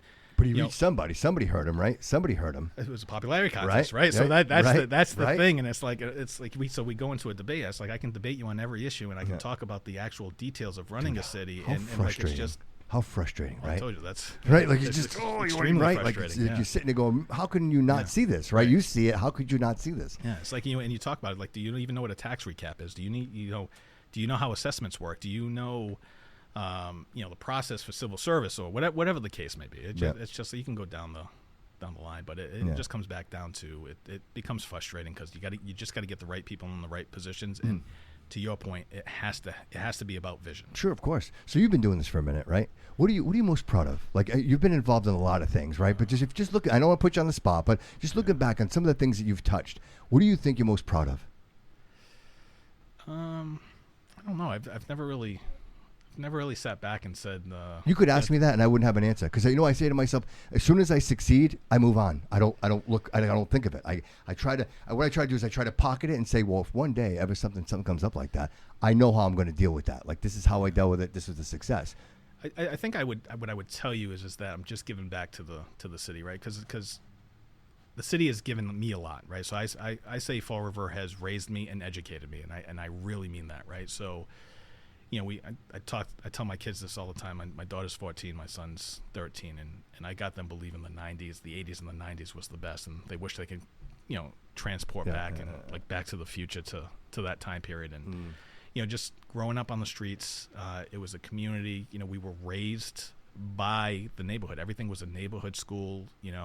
We were outside, and your next door neighbor would not even think twice about smacking you in the back of the head if you were doing something you weren't supposed to be doing, and then go tell your mother and your father, and then you were getting smacked again. And so from that standpoint, like, you learn a lot just being on the street, working with, playing around with other people. And now you drive around, you don't see kids playing in the street. I mean, we used to play baseball, street hockey, football in the middle of the street. And it was like Wayne's World, car, right. Hockey sucked because it was always had to pick up the net. Yeah. But it was funny because you're Portuguese, Azorian, right? Same thing when my mom was all about Madeira too. Madeira, yes. Well, we're actually from St. Michael's, but my mom was like, go outside. Yeah. Get out. Like that changed as we got older. Somehow, I'm guilty. I have a couple of kids of my own. Don't go outside. Right. Be safe. Stay here. Yeah. I'm the same way, and I grew up, and it was like, now I'm a helicopter dad. Like, no, you can't do that. Seriously, right? And I think everything that I am today, brother, is I'm a product of these people that I grew up with. You know what I mean? I think back and I'm like, wow, this is who I am. Yeah. So from my standpoint, like that's why I say Fall River raised me, and then even Fall River educated. It's just the story. I went back to Nick Fisher and his Harvard degree versus what we learned, but also just in my career, like just having the opportunity to serve on the school committee, I learned so much, right? And without Fall River giving me the opportunity to do that, I wouldn't be the person I am, right? Without Will Flanagan giving me the opportunity, as much as we may disagree, like I'll always respect Will Flanagan for that opportunity, right? Because without him, I would not have been in the position that I'm in, and I absolutely love what I do. And I've never ever thought coming out of college that this is the career path. It's amazing to hear that, bro. Because here you are, a few minutes, and you're like, bro, I didn't want to do none of this. I didn't want any part of this. I didn't want to do it. And here you are, you're like, I love this. This is all I want to do. That's so amazing, man. It really is. And then to just kind of continue that, though, it's then I become the city administrator, and then Fall River educates me even more on local government, right? Because I got thrown into the fire because they weren't operating smoothly. Sure. And so to me, the best learning was it wasn't even training. It was like, here you go, Yeah, right? So you get feet to thrown in fire. and you're forced again to survive, right? It's that Fall River instinct. Yeah, It's survival, right? Yeah. So to me, it's just that's what Fall River has done for me. It's raised me. It's educated me. So for me to just being able to give back, I think it's probably I appreciate that, brother. the most, I guess, positive part of. As a citizen and as a resident, dude, as somebody who's loved the city, bro, I appreciate that. And very listen, much, people man. disagree with me, and No, some that's people, fine. some people may hate me. That's like You're a passionate I don't guy. I don't read the comments anyway. Don't so don't hey, read listen. them. Don't read them. It's Don't okay, read them. It's okay. But you're a passionate all right. guy, and I think anytime anybody's passionate or cares about anything, bro, people are going to misinterpret that any which way they want, and especially when you're in the hot seat, man. You guys are up there. And it's a hot seat. Like, everybody's sitting in front of you. They're typically not happy about what they're coming to talk to you about. And, to have grace and to listen to people and to be receptive to that, and understand that we are a city of community, right? And there's a lot of differences here. People have different ideas. People want to do different things. And I think, unlike other places, it's such a mixing pot, right? We have so much culture here. There's so much diversity here. And somehow we make it work. Like, everybody gets along. We have Portuguese feasts. We have the IPC, where they have the best Bloody Marys I've ever had in my life. You know what I mean? It's like, so you can have all that and the diversity in the city. And I say to myself, I'm excited now because, people like you at the helm. And then I say, well, the 79 Project, right? Bro, I love to eat and drink. My favorite things to do is consume food and alcohol. I love it. I absolutely love it. So for me to be able to go down to the Cove, to go to Pier 52, to go to Morgan's Cantina, where these are like top shelf places where you sit down, you have a great meal, personalities, you get to mingle with people and have really great conversations. To me, that's the Fall River I am enjoying, because there was a time, brother, nobody was doing anything. Like we had the regatta. That was it. You know what I mean? I don't disagree. So when I was on the school committee, we'd leave a meeting and it's like, okay, where are we going to go eat? Everything's closed, right? So thank God for Kevin Santos. He'd keep it keep it open a little longer. And knocking the glass. You talk about the the best Bloody Marys at the IPC. He's got the best chicken wings, and I challenge anybody. Legit, I challenge anybody to tell me that there's another place that serves better chicken wings. I'll go. So good. But you're right. Like we need that. We need to kind of infuse that life back into Fall River celebrates America. Yeah.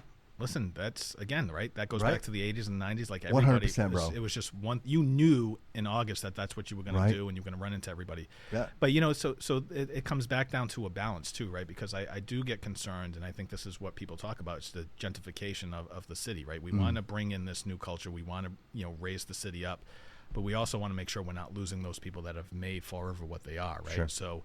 And part of the conversation is how do we keep rents affordable? Mm-hmm. That debate you can go either way on that debate, but also not just focusing on 79 because it is a little depressing when you start getting into the Flint and you start and I grew up on the South End and I lived in the South End up until 2018. Mm-hmm. So the South End has always been home to me. Yep. So going back and just seeing what it's become is kind of it's heartbreaking, bro. It's heartbreaking, man. It is. You go up, you go up Pleasant Street. It's like buildings are just dilapidated, empty suites everywhere. And then when I actually had Louis on that seat, and I said to him, Louis, how about the North End? Like, let's talk about the North End. Like, you go over by the library, the YMCA. What else you got over there? Like, there's really nothing going on. You have a lot of the buildings. That'd be great for professional lawyers, whatever you want, medical even. But again, parking is always a concern. But I think, again, back to what we were talking about, a planner, right? Having someone with vision to be like, hey, this is what we can do with these spots. You know what I mean? Maybe think outside of the box. Because I think places like the Bank Street Armory, you wait too long, bro. Now what do you do? Yeah. Now the roof starts to leak. Now the windows are broken. Like it becomes this. Listen, I still say shame on the administration, whether it's the Coogan administration and listen, for full disclosure, I like Paul Coogan personally. Yep. Yeah, me too. Him and I disagree on time to time from an administrative standpoint. So he knows I'll call it straight down the middle. So and obviously he has some issues with me and things like that. But whether it's his administration or previous administrations, like we don't do a good enough job of maintaining the buildings that we have, and there are resources to be able to keep that, right? So when we start talking about it, is the Bank Street Armory meant for apartments? Right. To me, like I think it's much more than just apartments. Agreed. So let's invest our money. Like we have money, we have CPA money. There's money. We had $72 million of federal money, free money that you will never see again, never see again. And I am telling you, we could have done so much more to benefit not only the taxpayers, but to benefit the city. And and I know Paul tried his hardest to do what they did with that type of money, but I just felt like we could have done a little bit more and left a lasting effect and legacy on that money, and said, you know what, we really nailed it. Right. So, I mean, I can criticize anybody. I can go criticize and it's all not about my that. performance, but it's just like it's observation. We had the opportunity to do that, but I think we can't.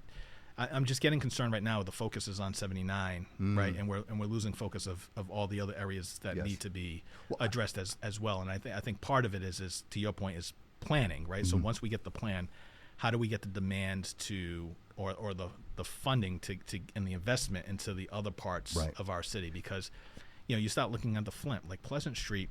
I mean, it's been the Pleasant Street that we've known for a very, very long time, and it's been a while since it was the Pleasant Street that we knew as children, right? Where we could go down there and it was like a bustling part. It's like that's a second downtown, right? So, and you've got buildings in there that are easily converted into apartments that you can use as anchors to support the mixed-use business on the bottom floor, right? So, what is it that we're doing? And to me, people can walk. Right, and it's smart growth, right? That's what smart growth is about. So keep people limited. You don't really need to drive. You've got transportation. You've got commuter rail. Like there's ways around it, and make it just a neighborhood feel again. And I just don't want to lose sight of that. And I feel sometimes we get just so hyper focused, and rightfully so, on the 79, because that's $1 billion investment that's going to be down there. Sure. Right. Sure. So it's very important. If we screw that up, the city's going to be stuck for a while. So it's important that we, kind of work on that. Well, I know procrastination is the devastation of all success, right? And I think what's happening, the pattern, what I see is we wait long enough, the building is dilapidated, and then we sell it for $5,000, and it's gone. Like, we lose any interest in it whatsoever. And I think let's stop that before it happens, and let's invest in it and be partners. Let's find people that want to partner with us, with the city, and bring commerce here and manufacturing, right? Like, this is, you know what? The one great thing about technology is microprocessors are very, very small. It doesn't take a lot of footprint, right? So why not utilize some of that? You know what I mean? I think the opportunities are there, and I think this is, for us, just talking out loud, it's easy, right? To actually implement this is the micro, is the surgical procedures, right? We got to execute, because I think the 79 plan looks good, right? It looks good on paper, right? We've got some mixed use. We've got restaurants going in there, and it's not, the intent is not that they're chain restaurants, that they're either mom and pops or unique, so that people want to come into the city. So, we just got to make sure moving forward, and I think this is what everybody's concerned about, is just the execution, making sure that the execution is right, to make sure that project moves forward. But we also need to kind of get. You got to be careful, because that's a waterfront, right? So you start building up. You got a lot of properties there that are assessed because it's a beautiful view. Right. So how many properties would be? Yeah, but they're all commercial properties, though. I heard that argument too. I would tell you to go down the list. I mean, you start looking at the property from, the Battleship Cove. It's mostly going to be commercial properties. All your residential properties kind of get towards the Somerset. So I don't necessarily buy into it. I don't disagree with it from a visual standpoint. When we're driving down, it's going to change a little bit, but it's one of those things that when you start looking at the development, that's where we need to kind of be to make it look good. And I think once we have it in there, I think everybody's going to appreciate it, because you'll see it's going to give you a little bit of a Boston vibe, Right. So, like that waterfront kind of. Right. So real quick, I haven't asked anybody about this. I want to ask you, the Shell, where the old Shell tanks used to be. What's going on with that? Does that belong to us? Is that private property? I'm just curious, because I say to myself, I drive down there and I'm like, wow, that is primo right there. Yeah, I'm not sure if the state. Could you imagine being able to develop that, bro? Imagine that. Well, it's a little contaminated. Yes, but we had talked about potential. I don't know if you remember, but back in like 2010, 2011, when the casinos were coming out. Yeah. We were talking about trying to get the casino located over there. Even that would be cool, man. So, right off the highway. But the problem is, and what people don't recognize, is that it's considered a deep port. Okay. So it's a port area for us. So it's designated by the federal government. So it's very limited on what it can be used. Yeah, see, that's the stuff nobody knows about. So you'd have to go through federal regulations, or you'd have to kind of identify some other, swap some lands to be able to do it. If you had an opportunity to develop that, what would you do? What do you think? I would do something. Well, given the fact that we're going to have some development, like some type of entertainment out there, like a theater, outdoor theater or an event. Like I feel like even the city pier, I felt like we should have done a little bit more, right? I think when you go to, you're from the Azores, right? You go out to Europe, you go out to Portugal, the Azores, you start seeing these Connex boxes, the shipping containers that are used as like these small cafes and then they're public restrooms, and they got these cool vibes to them, and I'm like, okay, so that'd be so cool, man. Why are we missing the boat here, right? Seriously. So it's almost like Cisco Brewery, you got the little containers outside. Like we should have did something there and just allowed it to be that's open. So funny and you just, say that. and just have different people rent it out, whether it's artists or a pop up coffee spot or tacos or whatever it is. I don't know, but that's something what something inspired different. that idea Right? was actually being at Cisco's. I'm like, we could do this down. Obviously it's contaminated, but if you could clean all that up, it'd be perfect for something like that. You know what I mean? Mm-hmm. But that's me, man. I love the city, and I'm always driving around like, oh, what can we do over there? Hey, what can we do over here? Right. But understanding that there's so much that goes on in the background. You know what I mean? Yeah. So for you, sir, next 5 years, where do you see yourself in the next 5 years? Hopefully slowing down. You think? My schedule is a little crazy, right? So I don't have a whole lot of time to myself. So, between CConk and it's like all night meetings, I in between my kids right now with sports and stuff like that, I if I get a day to myself, it's probably a lot. So what are you doing on a day to yourself? Taking naps. Really? That's so funny. That's what David and I were talking before the show. He said the same thing. Yeah, it's exactly what he said. He's like, dude, I just want to take a rest, man. I don't know if I told you I'm an introvert. My house is like my place to just happy place. Relax and just kind of recharge. A lot of people try to get me out, and it's like I'll go through my stages. I'm like, no, I'm good, thank you. How about Madeira? Have you been back? Last time I went back was I love the place. I'm going in October. Are you? Yeah. Taking my mom. It's been, I want to say, I think I just got out of college. Bro, you got to go back. I know, 2002 Yeah, what are you waiting for? or something like that. Yeah, you got to go back. Yeah. I've been to St. Michael's quite a bit, and then I ended up for the first time doing Lisbon. Yeah, Lisbon was okay. I'm thinking with Kevin, I think we might do a guys trip. Yeah, I think we might go out there. I think I might do it. I still think the food's better at St. Michael's and Madeira. I struggle with the food, bro. Everybody get like, how was the food? I'm like, you know what? I was expecting to go there and have like the Super Bowl of steak plates. Yeah. And I couldn't find it, bro. I could not find it. No. So that's funny you say that. I agree with you. I'm not impressed with the steaks, right? But I do think if you like seafood, seafood is fresh, right? Right. But it's for some reason you would think they have so many cows there that the meat would be amazing. Yeah. I went in there, I sat down, and I'm like, hey, can I get a steak plate? And she's like, well, what part of the steak do you want? I'm like, what? I have no idea what's going on here. Like, is there a camera somewhere? Like, where am I? But I mean, it was amazing, and I can't wait to go back. Yeah. I mean, my family, the Couto Construction, I don't know if you're from New Bedford, they own some property out there. We're actually all going to get together as a family. So we haven't done this. So it's like the first time for me. So I'm so excited to get tapped back into the family. I like the islands better than the mainland. I mean, the mainland's nice, but it's just I feel like there's more character with the islands, and the food just tastes better. Yeah, dude, 4 hours away. How do you beat that? No, you know what I can't. mean? You can't beat it. No. You can't beat it. And the flights are really cheap right now. So if you want to go. So lastly, before we walk out of here, I wasn't sure if I was going to ask you this question because I don't want to fracture your relationship with Cliff, but I think it's important that the audience would want to know. They would want to know. So I don't like them. You guys have been referred to as Batman and Robin, right? So who's Batman? Are you really asking that question? Is that rhetorical? That's legit. Like who's if you ask Cliff, I'm sure he's gonna have a different answer. But who would be Batman? Have you ever seen a bald Batman? I have not. Oh, okay. I've not. Well, right. Robin had a good head of hair though, right? Did Robin have hair? He doesn't always show up. That's so funny. He doesn't always show up. You don't so know. So Cliff is Robin. So now we know. Yeah. He's Batman, Bruce Wayne, and kind of looks like Bruce Wayne, doesn't he? yeah, there's right. There's no question. He's got it. About that. He's got it. He's got it. He's playing the part. That is so funny, bro. That is so funny. I actually saw that. I was reading something and somebody said, "Oh, these guys are often referred to as the Batman and Robin." Oh, I haven't quite heard that one, but that's of the city council. Right. And I said to myself, you know what? That is funny. You know, I'm gonna have to ask him who's Batman, and who's Robin. You know what I mean? That is funny. I'll be Cliff's Robin. That's fine. Cliff's impressive. Yeah. Real quick, Jordan was in the other day. Happened to catch that. That's got to be interesting, right? Like, listen, I'll tell you what. Do you know Cliff's ahead of his time? Do you know Cliff used to be Jordan before Jordan was? When I was on the school committee, Cliff was always Here's the tea. Cliff was always at the school committee meetings yelling at us. And he was in high school. He was like a junior in high school. He had a head start. He had a head start. Yeah. Definitely. Him and Andrew Galveo, who was his like best friend. I think they were president and vice president. And I used to have to sit there and I'd be like, oh, here they come again, and they're gonna lecture us. I'm getting lectured by a senior and a junior, or a junior and a sophomore, and I'm like, what the heck did I just sign up to? Right. You know, so he would come on and you know, do all the Jordan stuff, and then Jordan just made it cool. You know? Cliff doesn't know how to make anything cool. Well, I will tell you, Cliff had some really great things to say about you, and I know he looks up to you and he appreciates your opinion and the things that you guys talk about. And so, you know, for me, I will say that I've had a lot of people in the studio as of recently, and politics is really not my game. You know what I mean? But I care about my community enough to know that I need to care about it.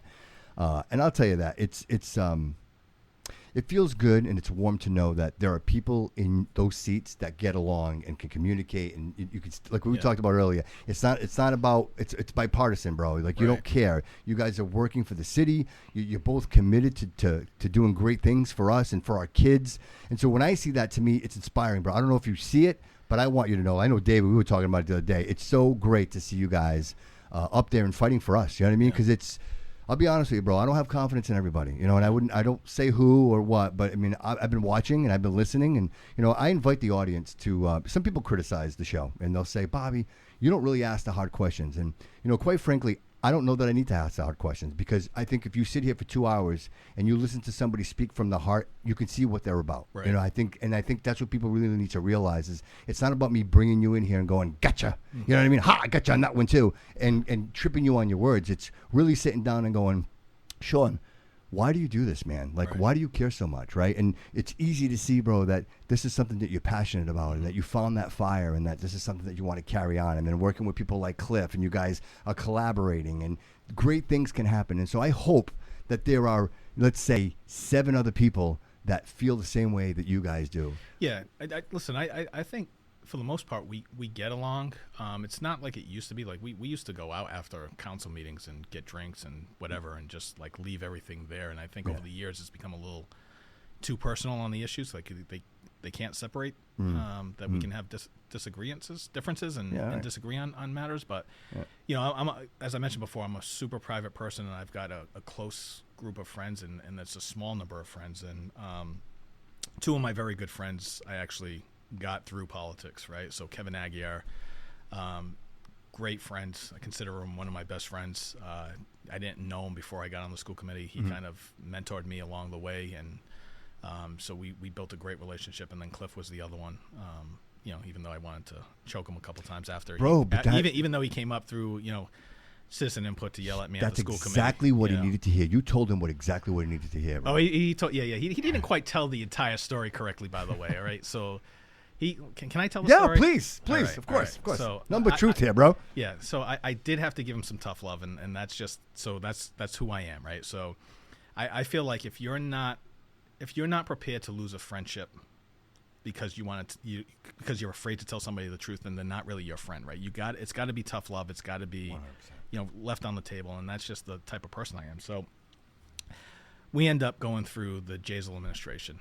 And we're battling for 4 years, right? So there's a lot of lies going on, and you know, we're asking for information, and then, you know, his whole entire team is just misleading us, or just, you know, interpreting things just so that it benefits, you know, the mayor, and so, you know, I kind of understand that phrasing, you know. So, but at the end of the day, so we have Corporation Counsel who keeps coming down, and I'm getting really upset because it's really black and white, right? And it's you ask him his legal opinion, and he gives you something that's complete bullshit, right? So we go back and forth.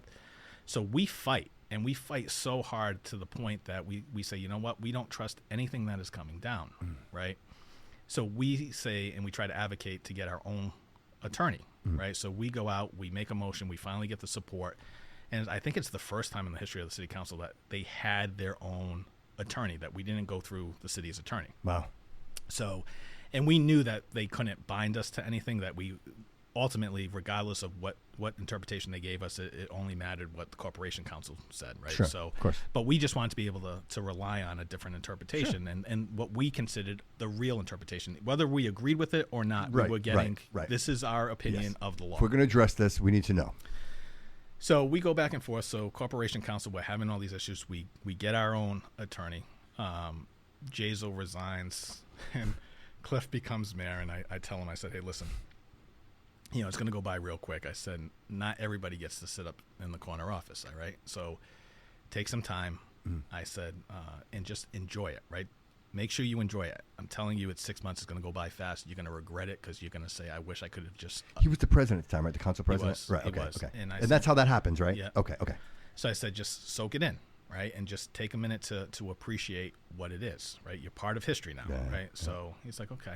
And so I said, the other thing is when you become mayor, everybody kisses your ass, right? So you got to recognize, and I told him this when he first ran, like, he was so worried about pleasing everybody.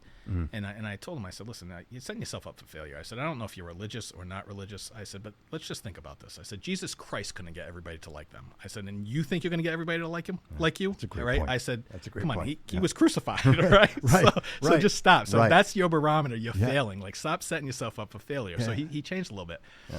And so he was so worked up about it. And I told him, I said, listen, you're going to come into politics and it's cyclical, right? So you come into politics and you have this group of supporters, and then you're going to go through and you're going to upset them because you're voting a certain way. So you lose that support, but you gain another group of supporters. So the second election you go through on a completely different supporters than you had in the first election, right?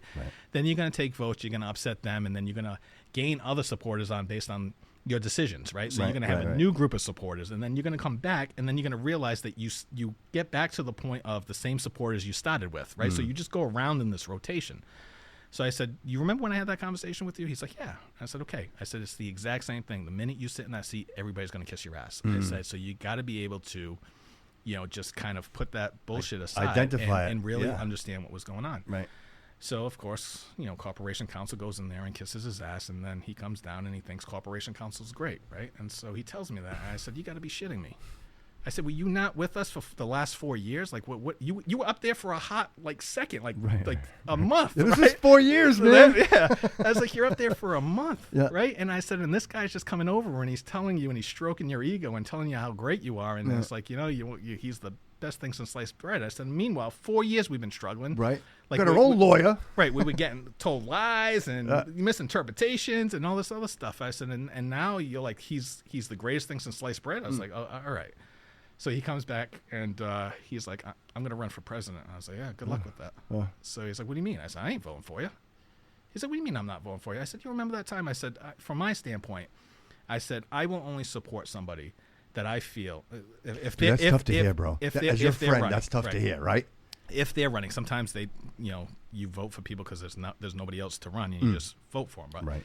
But if I have an opportunity, I want to vote for somebody in a leadership position who I know is going to take the tough stance, right? Because a lot of times what people don't realize, and they think we're just a bunch of assholes, is the votes that we take aren't the easy votes, right? It's the difficult votes because they're not the popular votes, but they're the right votes, right? And you may not agree with us. Every vote I have taken is because I felt it was the right vote. You may not agree with it, but I felt it was the right vote. And at the end of the night, I can rest my head on my pillow not worrying about a thing. So I tell that to Cliff, and I said, and you went through it with us, and then all of a sudden, like, this guy just kisses your ass for a minute, and then all of a sudden, like, he's great. Like, did you forget the struggle? Right? Like, did you really forget the struggle? I said, where's the leadership? I said, you had the opportunity, granted only 6 months, to be able to sit up there and hold him accountable and said, why now all of a sudden are you in alignment with me when, just a month ago you weren't in alignment with us? My morals and my expectations haven't changed, right? Still the same so guy. my principles are what they are. So why now all of a sudden, what's the change in perception or a mindset, right? Yeah. So he's like, no, I get it. I said, listen, I had to teach him a lesson. So I said, nope, not going to do it. So, people were going and running for president, and I was like, listen, I'm not voting for Cliff. So, figure out who's going to be council president, and I'll let you know where I'm going. I said, but I'm not voting for Cliff. So everybody thinks I'm voting for Cliff, and I said, I am not voting for Cliff. I'm telling you. So Cliff's like, what do you mean you're not voting for me? I said, I am not voting for you. I don't care what it is. So I went all the way. We get to the election. We go, and it's inauguration. And so that's So it's awkward. Obviously, it's awkward between you two, right? No. It's not awkward at all. Wait, he might have been awkward. Right. I was cool. I'd be pissed off at you. I'd be mad at you. That's I'd be all right. mad That's at all you. right. I think we were at Sog's restaurant when I even told him that. He said it was so. Yeah. You're right. You're absolutely. You have a good memory. That's exactly what he said. I think I might have even made him pay for lunch. He didn't mention that, but he did say you guys were at Sog's. Yeah, So right. I was like, no, it's just not happening. Wow. And so Wow. we were. Listen, I love Cliff, right? Like Yeah, Cliff's a very it's good. something personal, bro. It's a business. good friend. Yeah, it's Right. business. But at this point, we're not in alignment, and I think he has the ability to be a great leader, and if he is ever mayor, I think he has the ability to go down as one of the best mayors, and that's legitimate, like in terms of, and it's not being biased. Sure. It's just I know who he is as a person, right? I see his principles, his commitment. I see his drive, his decision making. I think is on par with some of the greater people, and so I just needed to show him that like you can't let because he was falling back into that young Cliff where it was about pleasing everybody, right? And wanting to be loved, and I told him, and I said, do you remember the time I told you that, you know, there's a difference between being liked and being respected? I said I could go into a meeting and I'd have department heads come in and I'd be like, you know what, that's a really good department head, right? I don't like him, right? But I'm going to make a recommendation that he gets appointed. But when 4:30 comes, 5 o'clock comes, leave me alone. Right. I'm not going out for drinks with you. Right. Then you have another department head who at 4:30, 5 o'clock, hey, Shawn, you want to go out for a beer? Sure, yeah. But can't do their job, right? A terrible department head. And I said, and you got to be able to distinguish and at that point say, we're friends, but I'm not making a recommendation for you to get appointed because you're not the right person. You got to be able to separate the two. Sure. I said, and you can't do that. Like at that point, you're kind of going back into where you just want to be liked, and because somebody likes you, you want to give. Because his personality is a giving personality. He will help anybody, right? So, and that is a great attribute to have. Sure. But you know, I also don't want him to be taken advantage. Of course, and I think at that point, right. that's where it was going. Yes, so, yes. you know, I said at some point you gotta stand your ground. And I said until you learn that, you ain't got my support, so I'll figure it out. I'll vote for any one of these people over you. Right. Long story short, we went in and I was like, you got it? He's like, he goes, I appreciate it. Wow. He goes, so he had told me, he goes, I'm good if you don't vote for me. And I was like, all right. Oh, wow. So I'm always, it's alphabetical order, right? So I'm always in seat 1, so I always get the first vote, and which sometimes can be the tough vote. But sure, right. So when we go, I voted for Cliff, and it was.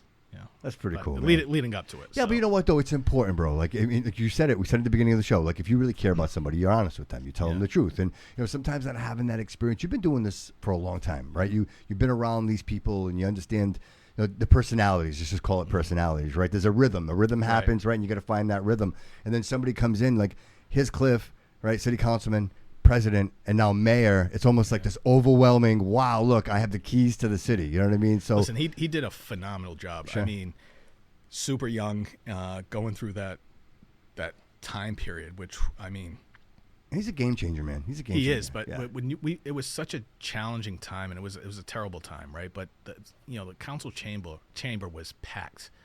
And if there wasn't, and I think there might be a photo, but and there's one photo that's just super telling. It has to be like 50 media people surrounding him every meeting, right? And listen, Cliff feeds off that stuff. He loves that stuff, right? But it becomes daunting. It becomes tiring. You know, you're running a council meeting, and then you got to go answer questions, and it's about things that is not shining a good light on the city. So it's a challenge. But you know, he truly handled himself really, really well. He stepped up, provided leadership, as he so often does, right? Because I think it's just organic and natural for him. And I was proud of him, and it was a tough decision, you know. And even the short window, the 6 months that he had, he did a phenomenal job, you know, serving as the interim mayor. So, you know, I think he'd be great. Well, he's lucky to have you, bro. He really is. I don't know that. Well, he is. Yeah. So comes November, right? Then 2026. Mm-hmm. What are you saying to your constituents? Yeah, for one, I'm just thanking them for just giving me the opportunity, and you know, if they want me back, vote for me. If they don't want me back, I understand, but I still appreciate it. You know, I'm at the point in my life where it's truly not about being elected or holding office or having a title. It is about giving back. As I see that, bro. I feel it. I feel it. I see it in you, man. It's exhausting, right? I'm giving up time from my children, and coming from work, going back. It's really tiring for me. But I do it because I feel like I've got knowledge to provide, and until I feel like we have the candidates where I can step back and I can leave it in a place where there's somebody that can kind of fill my shoes and really kind of give that insight that's needed sometimes on some of these votes and explain different things. I'll continue to put my name out there because I find it hard to walk away. And sometimes I say to myself, I just hope I lose. Because then I'm forced to walk away as opposed to me making the decision to walk away, because I feel like I owe it to the city at that point. So, you know, and again, it's just thanking the voters, and if you want me, you want me. If you don't, so thank you. Are there any future aspirations for anything else? No, I don't. People keep asking me that. I don't like the politics. You know, it's even running. Yeah, but doesn't that give you the opportunity to change it? Like, isn't that exactly why you should run? So my thing is you know, like even when I ran for mayor, right? So I don't enjoy what the role of the mayor is. I'd rather be a city administrator and a town administrator. I'd rather do the day to day. The impact. That's more. That to me, that's just more fulfilling, right? And I think I can make. That's where the real change is made, right? You know, going to fundraisers, kissing babies, cutting ribbons. Like that doesn't interest me. The politics, I don't have, you know, I don't have the tolerance for, I guess, stupidity. So I think you kind of fall into that when you go into politics and having to deal with different people and you know, their perception and what they want to do. And it's like, can we just get down to it and like, let's make things happen? Like, why do we always got to constantly fight about this? Like, this is a road. Like, let's just talk about how we get there, right? Because I think we're all in agreement that we need to move in a direction. Right. It's how do we get there? Let's talk about that. And it's just super negative, and I don't know that I ever want to do it. I think early on in my career, I thought I wanted to do that. You know, whether it was state rep or mayor, and you know, I had those goals and aspirations, but not anymore. Well, so I imagine if Coogan gets voted back in, then we just it's continuity, right? And then, but if Boomer is elected, that really changes a lot of things, right? So I think the field changes, then people change. I mean, you've been through this before. Is it a huge shift in everything in government? I mean, like, obviously you're not functioning on all cylinders, right? Because the mayor is no longer there, right? And we're just talking, you know, just if Coogan didn't win, right? So he has an administration that is gone, and then there's a new administration. How does that affect you, man? Does it take a long time to get that rhythm, to get that back in cycle? From the city council standpoint, no, but there is a huge shift, right? Massive shift, right? Operationally, absolutely, because you know it's going to take Boomer, like if he wins, it's going to take him at a minimum of 6 months to really kind of just understand what's going on and really deal with. At least not because it probably won't even deal with all the issues, but let's just call it 70% of the issues, right? Kind of get up to speed on where it's going and find your groove. And then by the time it's already said and done, he's already running for another election, right? So it's hard to do that because then you've got new people coming in, I would imagine, right? Yeah. And there's so much going on in terms of, you know, development 79 and all these other different things that it's going to... A lot of uncertainty. Yeah. So, like, I think there's going to be more of a transitional period at this moment in time than there was ever in any other administration ever had to deal with, because there's just, right now, there's a lot of moving parts. Sure. You know, and if you, again, like talking about the execution, if we don't execute, you know... Right. Comes back down to failure, right? Like we get one opportunity. All right. So one last question. How do we stimulate people? How do we get people involved? How do we get people wanting to sit in your seat? How do we get people wanting to be a part of a community and say, my voice matters? Why can't we have 30 people running for city council? Why can't we have 15 people running for mayor? Where are these people? Where are they? Society has changed, and I think priorities have changed, and then I think a lot of it too is and some of it's good, right? I think you're starting to see, like, especially people with children, right? The parents are more involved with their children in the activities than they have ever been, right? Like, right. Good times, bad, right? Good times, bad man, bad, right? So when we were growing up, I mean, I used to play baseball. I could count how many times my parents showed up to my baseball game, right? So I can count on my hand how many times I've missed any of my kids' games, right? And so, so it's the opposite, right? So I think right now, the priorities for people have changed, and the amount of time, like available downtime that they have to be able to dedicate to this part-time job, is just different. And then the other part is the negativity. Who wants it? Right? You talk about the comments. Like you really got to be a glutton for punishment to be able to sit there and just constantly, no matter what you do, there's always going to be somebody who is not happy with what you did. You didn't do this, you didn't do that, and it's like, all right, that's why I don't read the comments. And it's like, okay, if you're going to complain, then put your name on the ballot. You do it, and let me sit back and laugh and say, well, why didn't you do this? Well, why didn't you do that? Why didn't you make it rain? I can't quite figure out like how we make it rain. You know, so it's just it's funny. Louis was sitting there and he mentioned that I don't know if people know this, but it costs about $50,000 for the police to to work the feast, right? It's like 50 grand. Yep. And we charge that to the feast. The feast people pay that.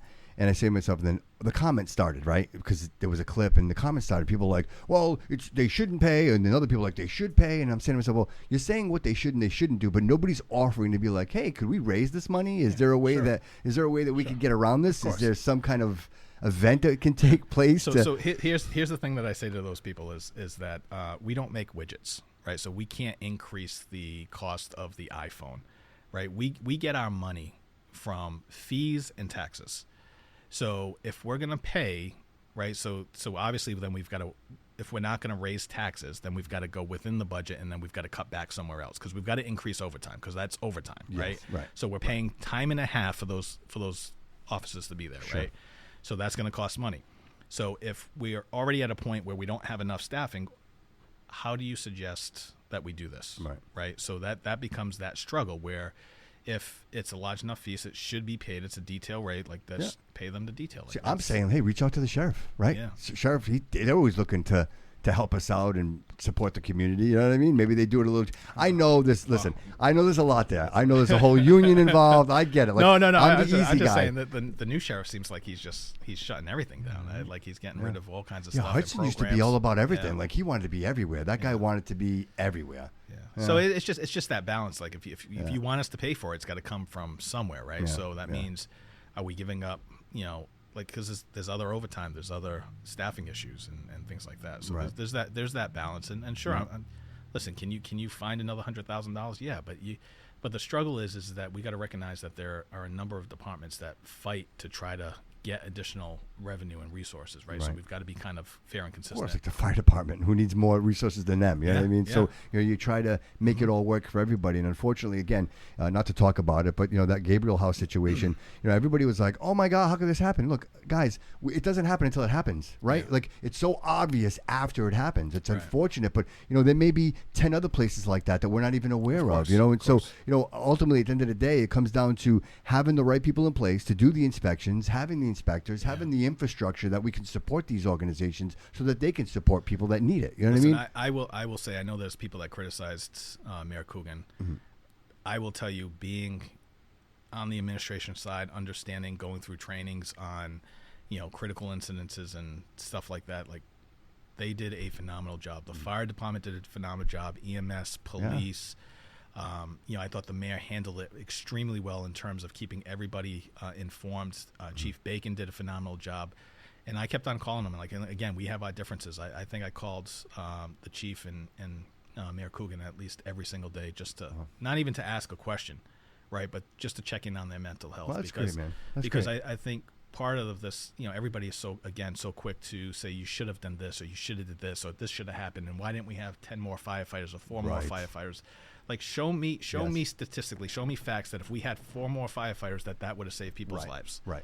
Because we had nurses that were running out of St. Anne's to go over there to help. So we had bodies there, right? So that's not the case. But the thing is, like, we can point at any instance and say, you should have did this, you could have done this. But at the end of the day is when you start looking at how prepared they were and the resources that they turned around. They got people into the shelters, the support services. And listen, was there some politics involved? Like, the governor coming down, like, I get that piece. That's just the reality of the situation. Right. But at the end of the day, it is exhausting to be in charge of a city and a department and have to deal with, number one, the loss of life, so heavy. The impact on firefighters, like the mental health on firefighters. And so we just say, okay, you know what? We look at the firefighters and we're like, okay, we need to get them some help and assistance. But we don't look at the people who are in charge and responsible for them, right? Like the fire chief, like his, he was emotional too, right? Like, and like, what's he going through? And is anybody ever checking in on him to say, hey, listen, are you okay? Because on top of that fire, he's got the state union coming down saying, you need more people. And it's like, okay, in the middle of this entire crisis, I've got to deal with all this. And now we're going to have a battle on whether or not we have enough staffing, right? So like, that's how it's all going to play out. Can we just get a minute to be able to kind of get everything under control, make sure everybody's receiving the services that they need, both internally and externally, right? So to see how quickly they were, just getting together and the information that was being provided and the services that were being provided, I reached out to both of them just to not ask any questions, but to say, hey, how are you doing, right? Because again, it comes back down to people, and as leaders, like we get impacted too, right? We're expected to be able to just wear this armor and say, okay, no. So I checked in on Mayor Coogan and the chief, and it took a toll on them, right? Sure, so it's like, and then you get that backlash. It happens on your watch, man. I don't care. Right, It's on right. your watch. Like, nobody wants to see anybody die, right? And it's like, okay. Right. So when we go back to it, it's like, okay, who wants this job, right? It looks good until you have to actually go and do that, and then when you get a situation like that, it makes you think twice, right? And it's like, Paul Coogan could be retired and enjoying his life, right? He's working around the clock trying to figure out how to make things better, right? And fix a situation. Right. So he came into the studio and he came prepared, man. He had binders, like he was ready to talk about it. And so again, I think the guy has a lot of passion. He's been here for a long time. He's committed his whole life, to this community. So you could say what you want to say, but it takes a lot, and it speaks a lot about somebody's character when you're put in situations like that. And he never said anything. Yeah. He never bit back. Never once bit back and said, well, how about you? Yeah. And he didn't do that. So give credit where credit is due, man. And I don't disagree. I'm just the vice principal. It came off the wrong way, and then everybody's beating him up, and it's like, okay, and that was it. That was it. I get it. That was it. But when you're working around the clock, you never can be perfect, right? So the guy got woken up out of bed. Yeah, he was fast asleep. Listen, and he'll be the first person to tell you public speaking isn't his strong suit, right? Like that's just what it is. Like you got cameras in your face, and you've got to answer a million questions, and you're exhausted, and you haven't been sleeping. It's not easy. So it's easy to criticize, right? Like it's easy when you're watching the TV and you're watching the Monday news, morning right? quarterback. And you say, he just said he was a VP. I get it. I was like, all right. I would have thrown it, not passed. You know what I mean? Like, and that's not to suggest that I don't think there's criticism, but there's always takeaways to be had, right?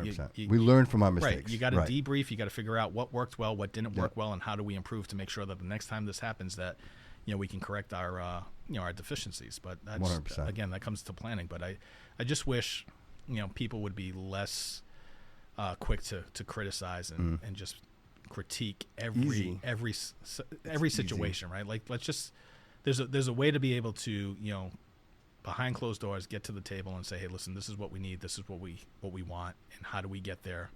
We need more staffing or whatever the case may be. Sure. It's just it doesn't need to always be public. Right. And if you're texting on Facebook, then get in your car or get an Uber and go down to a city council meeting and speak your voice. Mm-hmm. If you really, really care and you really want to say something and you want to be heard, go down and have a conversation, right? 3 minutes, sit down and share your concerns, right? That's the best way to do it, right? Instead of just being critical and saying things that just really don't matter. You know what I mean? Just stirring the hate, you know what I mean? And bring added value. Bring something to the table. 100%, especially if you care. So tell me what you would do, right? Like it's great that I hear everybody come down and say, the homeless. Oh, okay, I keep hearing that, but what's your solution? Right. What is your solution? Tell me your solution, because if we had a solution, it would have been you think you start looking on the West Coast, California, Seattle. You think they want the homeless situation that they've got going on. So if they could have figured it out, it would have been taken care of. So it's not as easy as everybody makes it out to seem. Mm-hmm. So, but I understand everybody has strong opinions and everybody's got differing opinions, right? And that becomes the struggle. So, but I always say, if you're going to come down to the city council, just don't yell at us. You want to yell at us, but yell at us. You get 3 minutes. Yell at us for 2 minutes. Yell at us for 2 minutes, and then the last minute, tell us what you would do differently. Right. Give us some of your thoughts and some options that you think are viable options. Mm-hmm. And then add to the, bring value to the table. I hope people show up to vote, man. I really do. I was so bummed out. I honestly, we were talking, and I'm like, I can't get people to fill vacancies on boards and committees in Seekonk. Like, this is just not in Fall River. It's nationwide. That like there is a lack of interest in local government, and I don't know where it goes from here. So yeah. Well, we got to find those people. Yeah, we got to shake the tree, bro. We got to make sure we. You know what? And I think having young minds like you, like Cliff, I think it stimulates, because you guys are an example. Like when I talked to Cliff's like, I was 15 and a half years old, man. I was ready to go. Like, if there's a 15-and-a-half-year-old out there hearing that, listen to that. You know what I mean? Listen to that, because here you are. I don't know many 15-year-olds that think like Cliff. Right? We need more of that. No, That's what I'm saying. I don't disagree with you. And like your mom inspired you, right? She pushed you along, right? She gave you that. Him too. His parents. But I was still playing PlayStation at 22. Yeah. Cliff was making money. He was, man. He was. Dude, he's a winner. Yeah, no, well, you're a he winner is. too, but you guys are both Yeah, winners, man. yeah, different levels. I appreciate you, bro, so much. Thank you so much for making the time to appreciate come it. in today. It means a lot to me. Episode 99, brother. Like, All right, it's just, I know. It's just, I can't couldn't believe hold it. off. I One can't more believe episode. it. I appreciate the gift, man. It I'm means telling a lot you, to me, man. I'll be back Yeah. at episode 101 if that's not up there. Yeah, on you're gonna see episode it. 100. You're gonna see it, All bro. right. You're gonna All see right. it. Sean, thank you so much. Appreciate I hope I can call you friend, my Yeah, man. absolutely. I appreciate you. We'll do this again. Yeah, right? Maybe definitely. after November and Whenever, things are rolling, you whenever. get some time, have you Yeah. come back in, and maybe we could talk about some of the plans, some of the stuff you're working on. But I'm you not know? going to drink that Mad Dog 2020 though. Dude, right? Does that bring back memories? That brings back. Yeah, this goes back to my mom's liquor store. Oh yeah, you were getting it for free. That's like $1.99. That is so funny, man. That's great.